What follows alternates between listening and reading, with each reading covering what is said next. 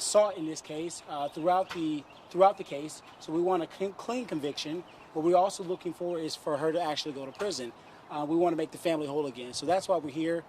So today was just to monitor the court process, to ensure that this case is not swept underneath the rug, and also to call this case out for what it is, right? So many people have labeled this case in media as a woman arrested for a hit and run. No, this is a woman who actually thought that she was the police, tried to portray to be the police in some aspects of this matter, and so we're just here to make sure she gets justice. Mrs. Herring, what was your impression from the proceedings? I'm satisfied with it because a lot of stuff came out that should have came out, because I know he was having a diabetic episode because he don't just run off the scene. I knew he was trying to get to the hospital. I had a feeling about that. Tell us about your husband. We haven't heard a lot about him. We've heard more about the incident. Well, I know he was a hard-working man, and he was basically a person to stay to himself, beside his family. And he's not a violent man, so I know that in an accident with her was not true. What was your reaction when you first heard about what happened? I was wondering why she was following him, why she didn't just do what the 911 operator said and, just get the tag number and just stay back. I was still trying to figure out why she's trying to actually follow him all the way, block him in, and kill him. I'm still trying to figure that out. What was the point? Were you perplexed by her attorney trying to make it seem like he was the aggressor? Yeah, I really was. And he couldn't even get out his truck, first of all. Her car was literally blocking him from opening the truck, so he couldn't even get out the truck. So how can he be an aggressor? But she came to him. Yeah, exactly. Punched him in the face 3 times, they said. Do you think she was trying to act as the law? Yes, I do. I really do. I said that when I first heard she would follow him for a whole mile. She was trying to act like the police. And what was your reaction when you heard the defense try to say that there were citizens' arrests, there were... I don't believe in that. It wasn't a felony. It was a hit and run. She should have just got the tag number just like the people said and just gave it to him. Right, and we knew that when the defense counsel tried to make the assertion that this was a citizen's arrest, we know that in a citizen's arrest, the only how you can affect an actual arrest is if there was a felony incident that took place. And a fender bender or a minor accident is certainly a misdemeanor, which did not warrant Mr. Kenneth to be chased down nearly a mile, to be boxed in, which is kidnapping in our eyes, and in the eyes of the law, and Mr. Kenneth was not free to go. There was no way for him to advance to move forward or back up, because as you guys heard that the detective stated that this was a busy roadway, right? So there was no way for him to even flee. You heard detectives describe her in court today as saying, "Get out of the car, get out of the effing car, I'm going to shoot you." She told Mr. Kenneth before she shot him, "I'm going to shoot you." Anyone who is a responsible gun owner, who has a CCW, you're trained that before you put your finger in that trigger guard, you must be prepared to shoot. Otherwise, you would keep this one index finger on the outside. So she had the intent to shoot. We expect the charges to be upgraded. We're looking to see more charges such as kidnapping, wrongful imprisonment, reckless driving, because in order to catch up to, according to the defense, in order to catch up to Mr. Kenneth, she had to be speeding as well. And it has been also told to us that she allegedly hit another vehicle. And so we're still trying to get information on that. Are you in possession of the 911 call? We are not at this time. What we do have is, and we'll be releasing that to you guys, we have 2 videos that was filmed by a witness who made those videos available to us, and we intend to put those videos out on today and make them available to you guys. Do you have a time for that? What time? We'll be doing that in the next couple hours. And go ahead. Ms. Herring, Ms. Payne cried throughout this hearing. She was in tears. They had to bring her some Kleenex. What do you think about her show of emotion? That's what it was, an act to me. She probably don't want to go to prison. I wouldn't want to go to prison for murder either. So I probably would be crying also. And Mr. Maejor, you mentioned that this case has drawn some parallels to George Zimmerman. Absolutely. So some of the comparisons would be is you have an individual who they believe another citizen violated the law or was suspicious to some degree. Instead of listening, they did the right thing by calling 911. So let's get that out the way. Calling the police is what you should have done. But when the police give you instructions to maintain your safety, telling you to not follow, telling you to go back to the original scene, telling you not to engage the suspect, when you willfully violate that, I don't see how in any mind or any world that you can claim self-defense and use the defense of stand your own ground when you in fact are the aggressor. You were told multiple times not to engage Kenneth, and she chose to do that. What do you see race in all of this? You mentioned that this has some racial component. What are the racial aspects here? Well, Other than the fact that she's white and he's black. Well, I think that's a good question. So when you look at the fact, well, I think there was an effort by the Clayton County Sheriff's Office, or Clayton County PD, to withhold the race of Kenneth Herring. I think that was intentional.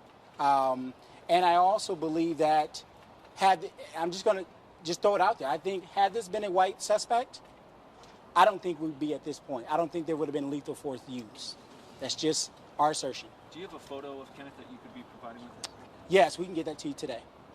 And ma'am, what's your biggest fear? I know you want justice, but does the thought of her not serving time for this cross your mind?